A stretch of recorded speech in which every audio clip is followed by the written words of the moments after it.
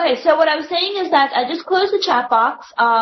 Feel free to post questions along the way, but I'll get to them, after my prepared comments so that, it's not distracting. But if you've got questions, don't hesitate to post them in the chat box or the question box. I will get to them, I promise, at the end of the presentation. So let's go ahead and begin. Once again, my name is Kathy Lien with BKForex, and I'd like to thank all of you for joining me this morning for March Madness in the FX market. March is indeed a huge month in the FX market, and we've already seen in the very first trading day of this month an increase in volatility in many of the major currencies.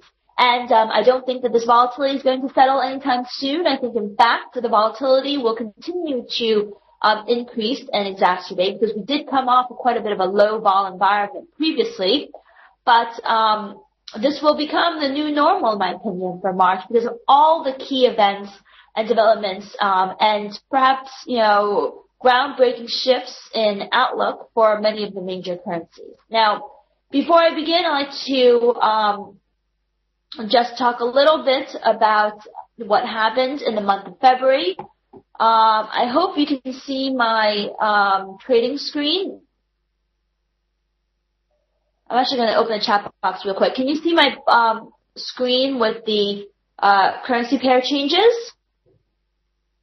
Okay, great. All right, I'm going to close the chat box again. All right, so it seems like everything's working fine.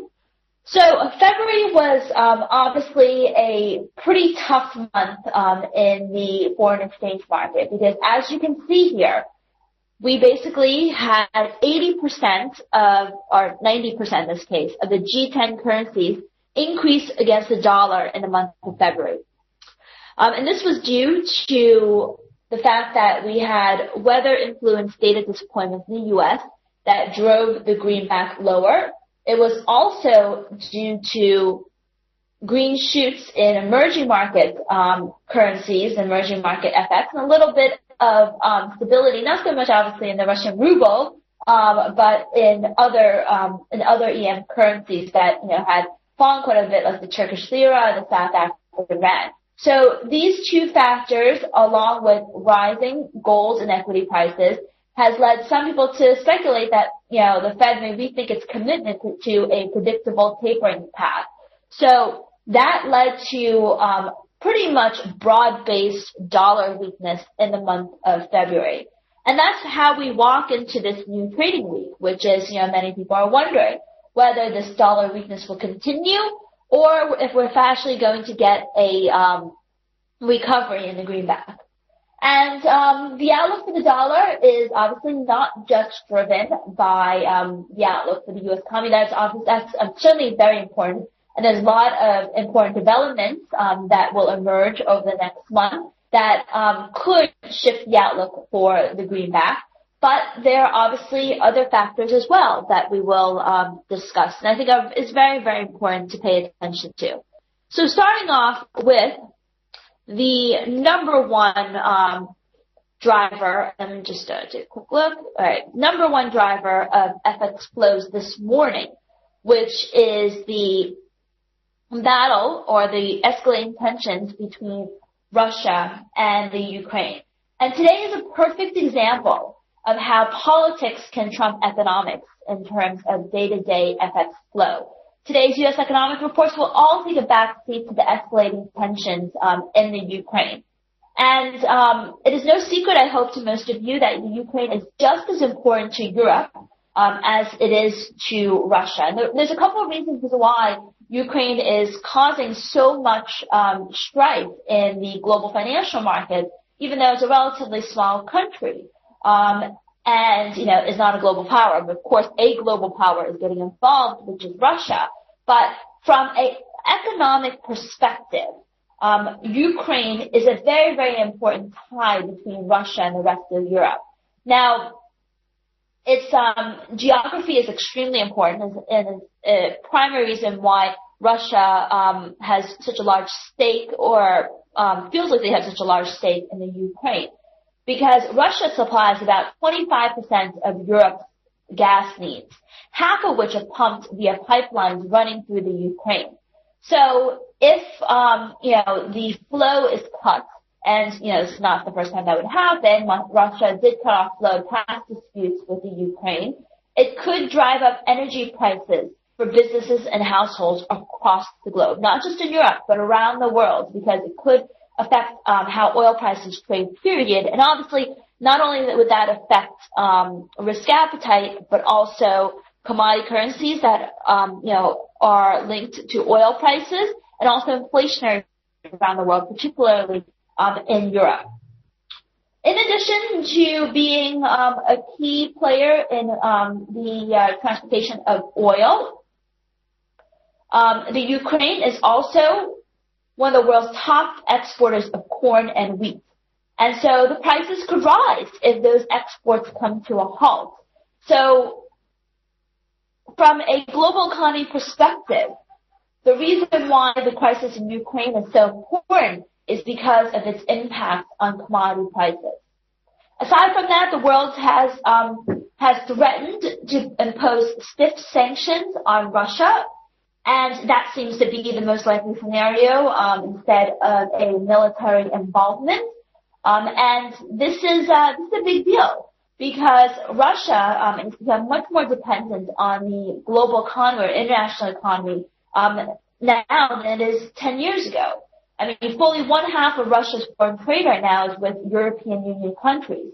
So the issue here is that if sanctions are put into place, that could have quite a significant impact on Russia's economy, and hence maybe the European economy as well.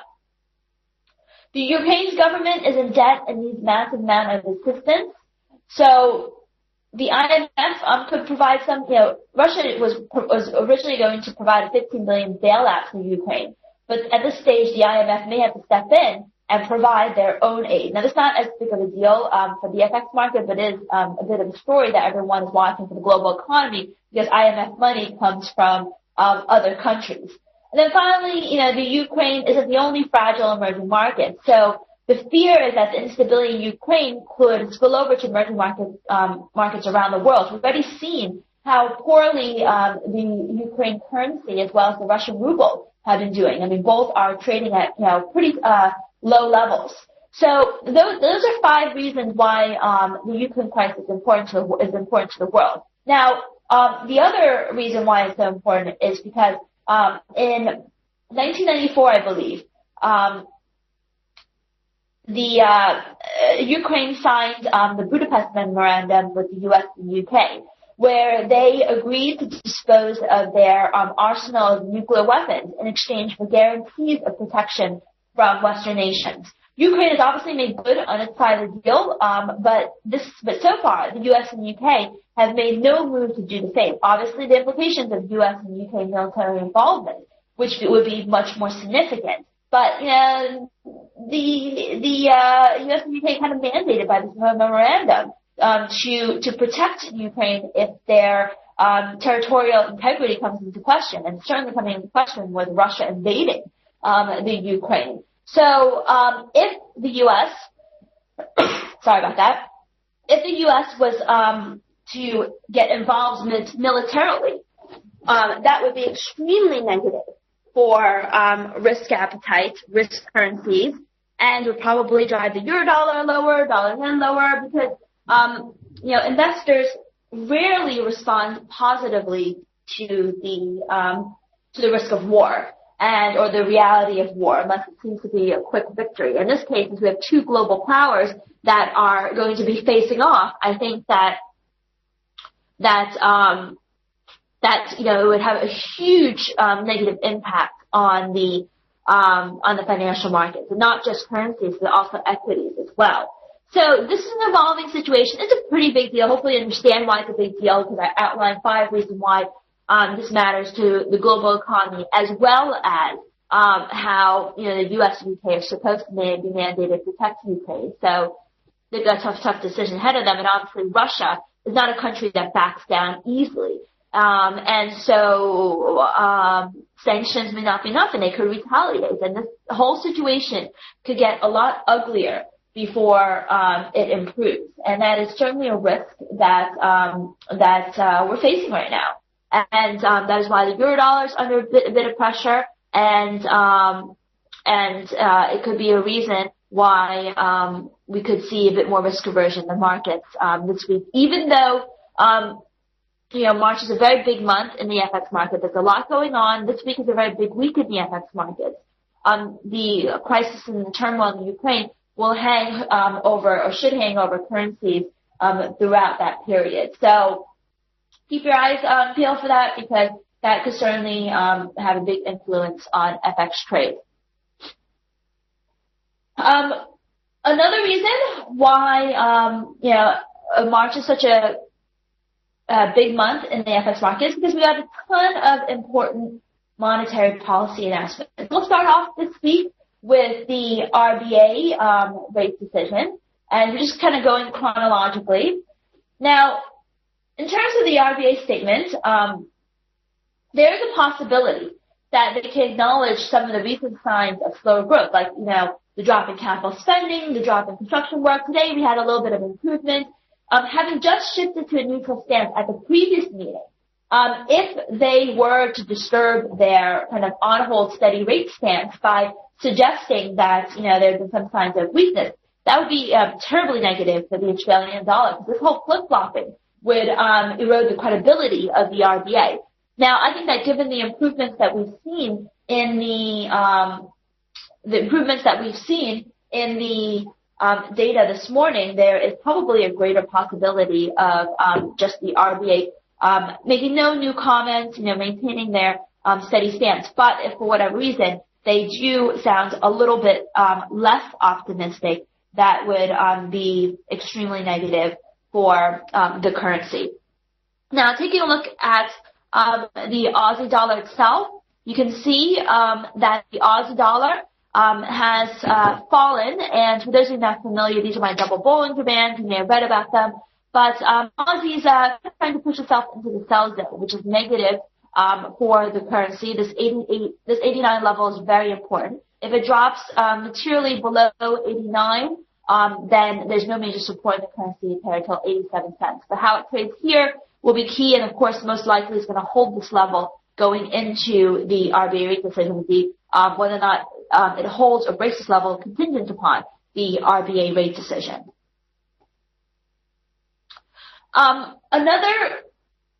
What could have a larger impact on the Australian dollar could be China's annual National People's Congress, which begins this week. It is a pretty big meeting, only happens once a year, and it is in this meeting in which the Chinese government basically approves policies, laws, and the budget. For the financial markets, the focus will be on their growth target. So while it's a 9-day meeting on March 5th in the opening comments, Premier Li will basically share with the world their 2014 GDP targets. Right now, the market expects the Chinese government to maintain its 7.5% GDP target rate. And we all know that China's a very big, slowing Chinese growth is a very big story in the FX markets this year. So given that they're setting the growth target in March, this could have implications globally as well, because if they downplay the 7.5% growth rate, it suggests that China would not be troubled by slightly slower growth. That could probably accelerate the losses in the Australian and New Zealand dollar, for example, because it would suggest that China actually expects weaker growth than 7.5%. Now, on the other hand, if they suggest that 7.5% is the bottom line, and that would, basically imply that they expect stronger growth, that would probably be extremely positive for the Australian dollar. Now, the Chinese yuan is a pretty big deal. I mean, we've been watching this Chinese yuan rate for some time. I'm going to pull up the chart real quick. Just give it 1 second to load. All right. So right now, this is a chart of dollar CNY. So what this chart tells you is obviously we had a huge rally in the U.S. dollar and, therefore sell-off in the Chinese yuan. So a massive sell-off in the Chinese yuan. It's basically trading Chinese yuan is trading at its lowest levels since June. So you may know that China is supposed to maintain a relatively narrow trading band for its currency. And you may also know that most of the Chinese yuan is supposed to be undervalued. So typically when you have the trading band, the currency kind of gradually moves, dollar CNY kind of gradually moves lower, Chinese yuan slowly appreciating. But this shows a rapid depreciation of the Chinese yuan. And when you have this type of magnitude of a move, the People's Bank of China is definitely involved. And it is clear that they're engineering kind of two-way volatility in the currency. Now, we've been watching this trade for some time, and we said that there would probably be a catch-up move in some of the Asian currencies, particularly the Australian dollar, and we've seen that. But I think it's important to understand, what's the motivation between this. Because, first of all, yes, the PBOC is trying to engineer some two-way volatility in the currency and let everyone know that it's not just moving in one direction. But it is also clear that they're hoping that the weaker Chinese yuan will lend some additional support to China's economy. So, right now the Chinese yuan is trading well above what it's supposed to be the fixed rate. And the question here is if this represents a major shift in the stance of the PBOC, who is no longer looking for yuan appreciation, but could be looking for yuan depreciation. And, while that is certainly a possibility, I think that for the most part, it seems like, for the time being, it seems like they're still trying to engineer a two-way action. It's not as much of a risk. But keep an eye on this, because the longer the CNY falls, the more pressure it will have on dollar yen as well as on the Aussie dollar.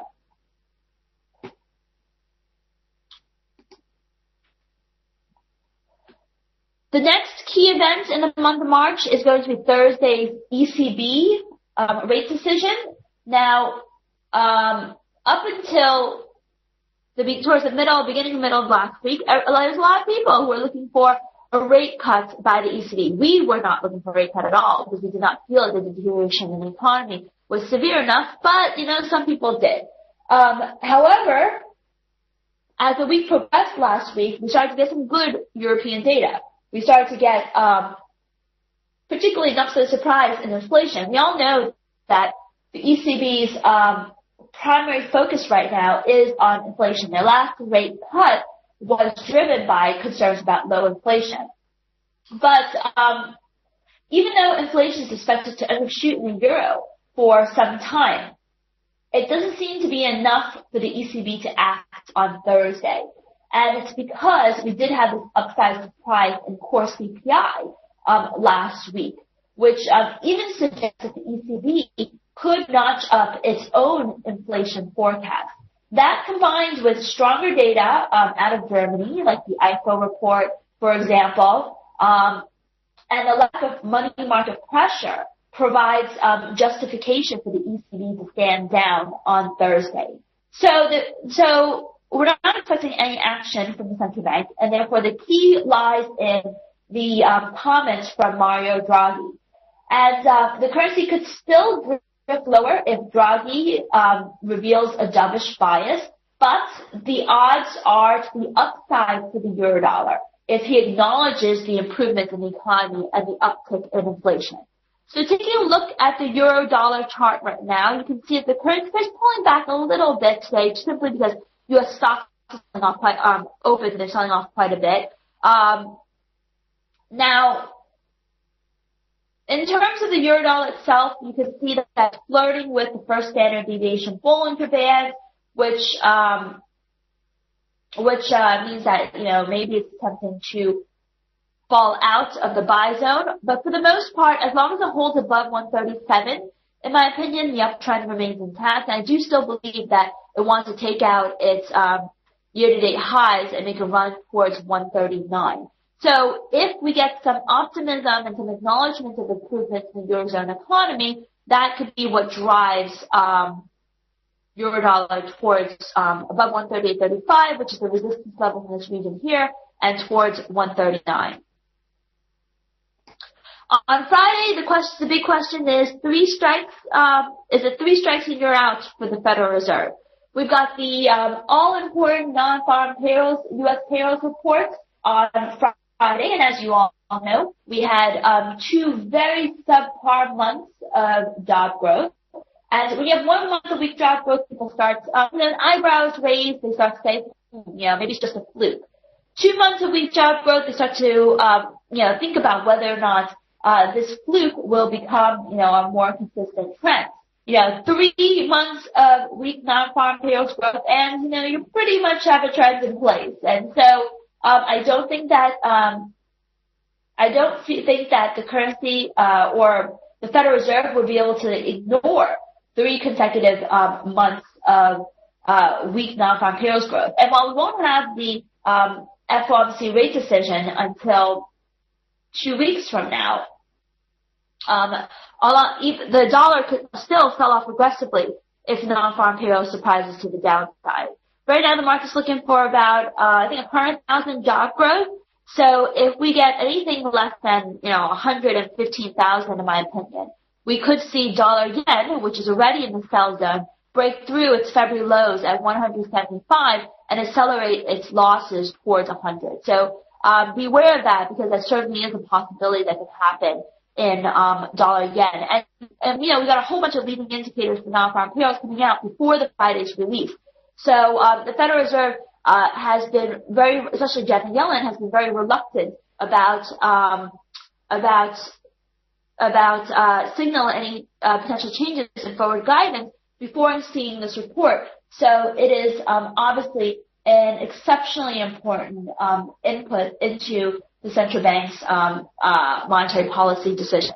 We also have a whole host of Federal Reserve officials speaking this week, including some FOMC voters, and they usually speak a lot before the blackout period ahead of the FOMC.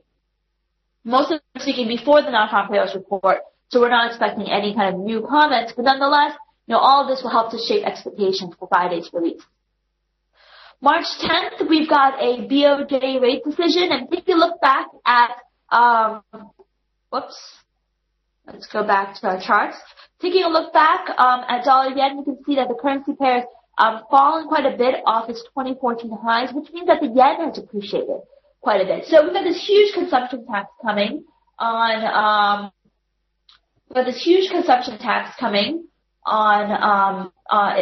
April. So the question is, will the BOJ preempt the consumption tax by using monetary policy? Because, they already said they know that the economy will contract as a result of the consumption tax. So one thing that they could do is basically, preempt that by using monetary policy. If they do, that would be extremely, extremely positive for dollar yen.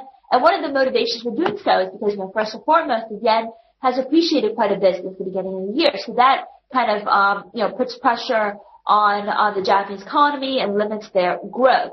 At the same time, we've seen evidence of slowing Japanese growth. So all of that is, kind of transpiring, and it's creating the possibility of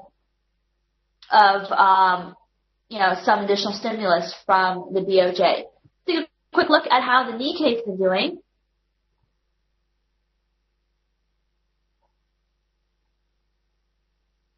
Taking a look at the Nikkei, stocks are also off their highs quite a bit. Basically since the beginning of the year. The currency pair has fallen 10%. So the stocks are down 10%. The yen is appreciating value. Data's been kind of deteriorating. I would not rule out the possibility of preemptive easing by the BOJ on March 10th. So this is another reason why, dollar yen is very much a focus for us this month.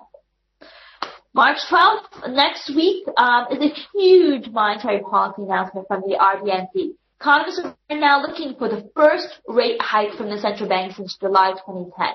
So not only would this be the first rate hike for the central bank in, over 3.5 years, but it's also, the first rate hike by a major, central bank, period. So they're the first to tighten. We, think that, all economic data from New Zealand has been quite good. The Kiwi dollar's been stuck in a broad range, for some time, and right now it's in the buy zone. And if data continues to surprise to the upside, we could have a further rally in the Kiwi dollar. And, we're looking for the possibility of a break to new year-to-date highs, above this high over here, on the back of a rate hike from the RBNZ. So this is a very big month for the New Zealand dollar. It's already trending higher. I think that the currency pair could set new 2014 highs, even in anticipation of the RBNZ rate decision. So it's a very big month for the New Zealand dollar as well.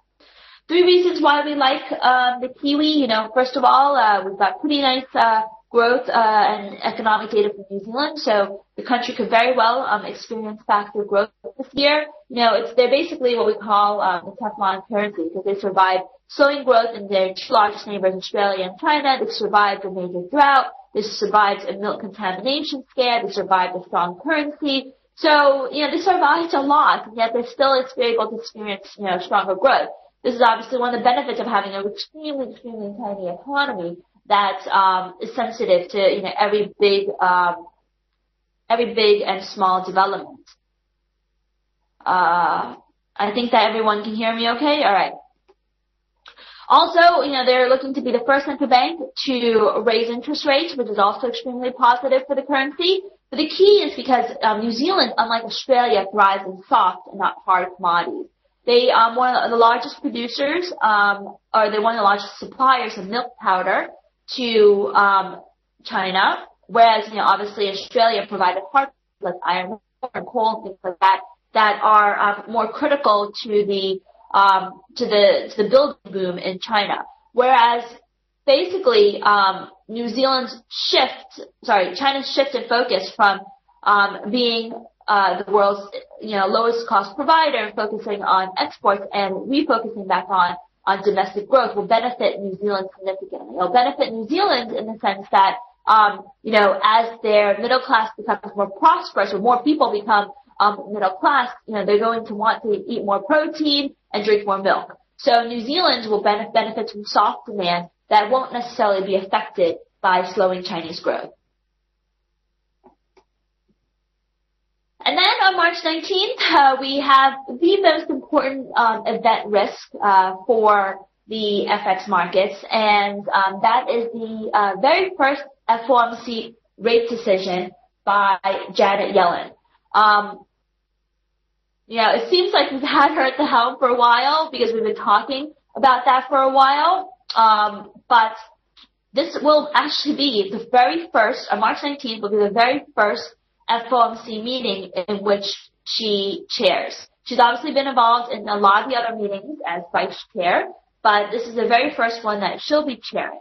And, there's a very, very good chance, I think pretty much guaranteed, that the Federal Reserve is going to change its forward guidance. And that means that they're probably going to drop their 6.5% unemployment rate. And, the question is then what comes next? What are they going to replace it with? The Federal Reserve is talking about some sort of qualitative guidance. Now, this is why a lot of this week's economic reports are so, this week's speeches by Federal Reserve officials are so important to pay attention to, because, what they suggest, perhaps the bank to shed light on what they think the Federal Reserve should change its forward guidance to. But for us as traders, I think pretty much we expect a change in forward guidance. So the real quote-unquote unknown is, how much will she taper? We already said that, due to the weakness of non-farm payrolls, and if we get continued weakness in non-farm payrolls, we could very well see the Federal Reserve rethink its commitment to a predictable tapering path, meaning that, previously they've been tapering $10 billion a month. So if the non-farm payrolls report on Friday comes out weak, they may have to rethink that, and they may have to rethink, whether or not they want to continue tapering at this pace. If they choose to slow down the pace of tapering from 10 billion to 5 billion, or only do treasuries and not mortgage-backed securities, that would be perceived as dollar negative. It would be perceived like as a shift in stance. We know they're not going to stop tapering because Yellen's already said it would take a dramatic shift in the outlook for the economy to stop tapering, period, but they could slow the pace of tapering. So That's going to be a monumental event for the FX market on March 19th. Yellen will also be delivering her very first press conference, post-monetary press conference as Federal Reserve Chairwoman. So it will be an extremely busy day in the FX market. So these are all the key events that are happening in the month of March. And the reason why it's March Madness is because each one of these has the potential to shift the outlook for those respective currencies in a dramatic way. And, at least this week, the most important will be the non-farm payrolls report. So I encourage you to join us for our live non-farm payrolls trading session on March 7th. It's completely open to the public, and if you want to trade non-farm payrolls live with Boris and I, just go to bkforex.com/NFP, and we'd be extremely excited to digest this month's non-farm payrolls report with you, and then show you how we trade the non-farm payrolls release, with our own capital. So join us if you can, because all of this month's event risks, really kick off with the non-farm payrolls report on Friday.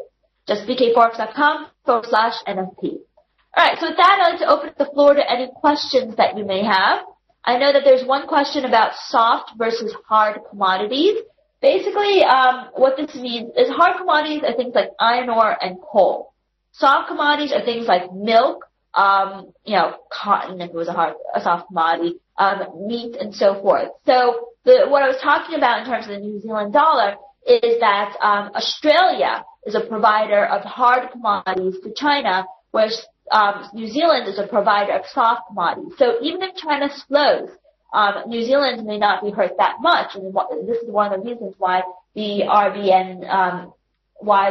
RBNZ feels okay with easing monetary policy, because they believe that China's demand for milk from New Zealand is not really going to change all that much, despite the country's slower growth. In fact, could benefit from China's renewed focus on domestic growth. Any other questions?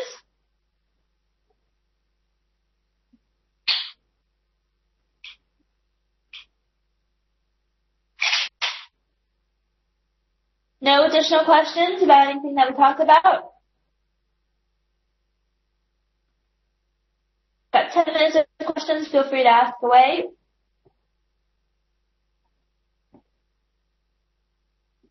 I do believe that, commodities could rise as a result of the conflict in the Ukraine, and particularly Brent prices, because that's at least the minimum near-term risk that we expect for, or the near-term consequence that we expect for all of this, all this back and forth between the Russia and the Ukraine.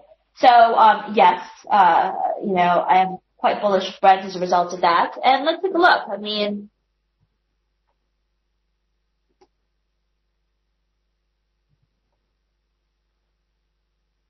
Take a look at the price of Brent.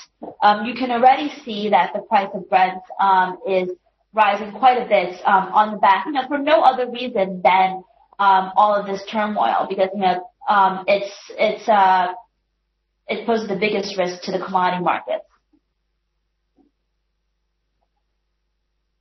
Kiwi seems range bound. Kiwi seems range bound right now, but we're going into their upcoming rate decision, and so very much because there's a broad range of trading between 84, whatever this high is, probably 25 down to 81. That's a huge wide range, but it is a range nonetheless. And I do believe that we could see the break of this range in the next week, next 2 weeks actually.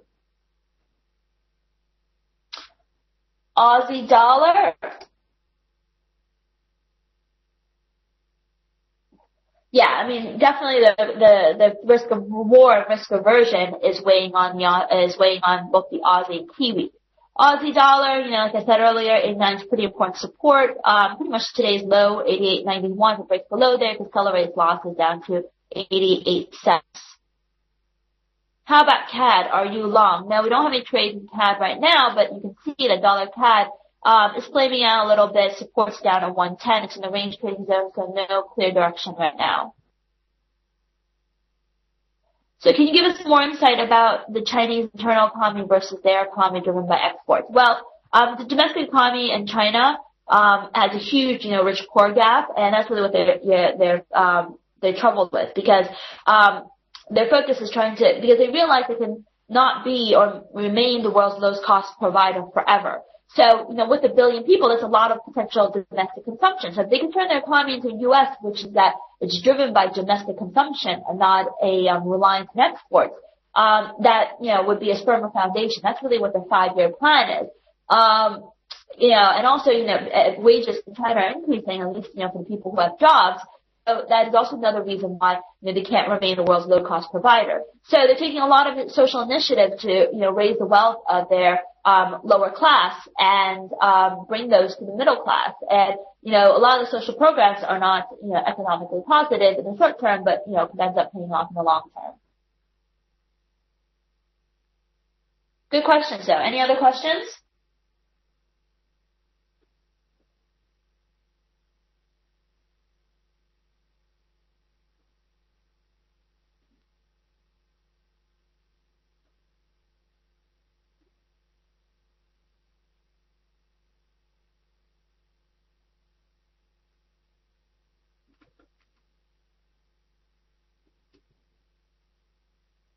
Do you see gold rising? Well, take a look at gold. And we'll pull up the chart real quick. And you can see we've had a very nice rally in gold so far. The rally in gold driven by two things. One is a lower dollar in the month of February. It choose, obviously, gold is like the, premier safe haven currency that benefits the most in times of risk aversion. So that's why it's been performing so well. It is rising, and I do think that, as these tensions continue, and it seems like, it is quite possible, we could continue to see further gains in gold prices.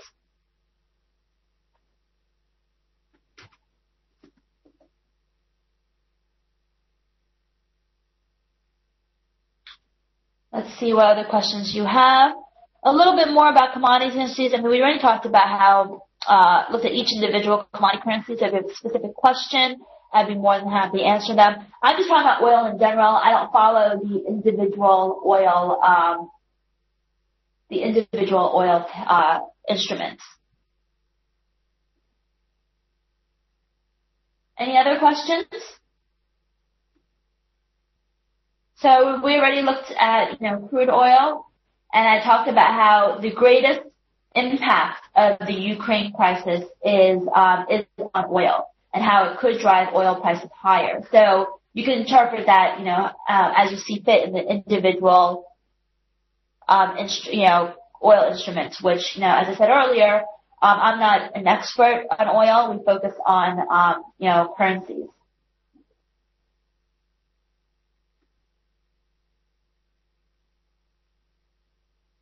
Yeah, the lines in the chart is open interest. I don't know what the question there is about.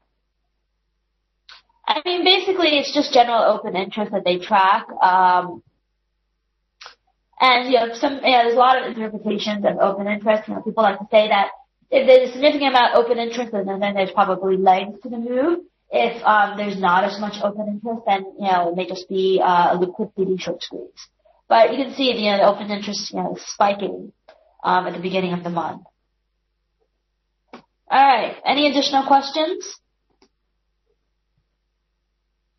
If not, let's, once again invite all of you to join us on Friday for our NFT trading session. So we look forward to seeing you there if you want to join us and learn how to trade NFT live.